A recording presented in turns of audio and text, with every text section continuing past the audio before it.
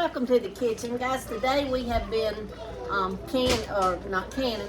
We're going to freeze tomatoes, but we've got 2 big cookings of tomatoes, and then I've kept some out to stew down to what we call tomato gravy. I know a lot of people call tomato gravy, and it is when you make a roux and then add tomatoes to the roux.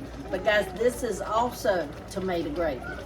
Anything that you stew down can be a gravy, okay?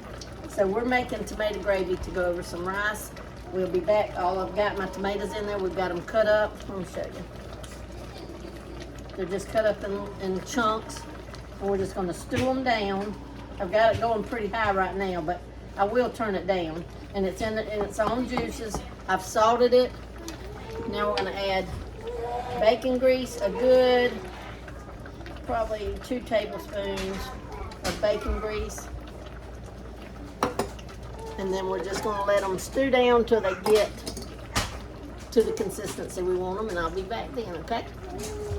Okay guys, there's our tomato gravy cooked down. See how it literally almost looks like a gravy. We just didn't use roux, we just cooked our gravy down, our tomatoes down to make kind of a thick gravy. And it's good, guys.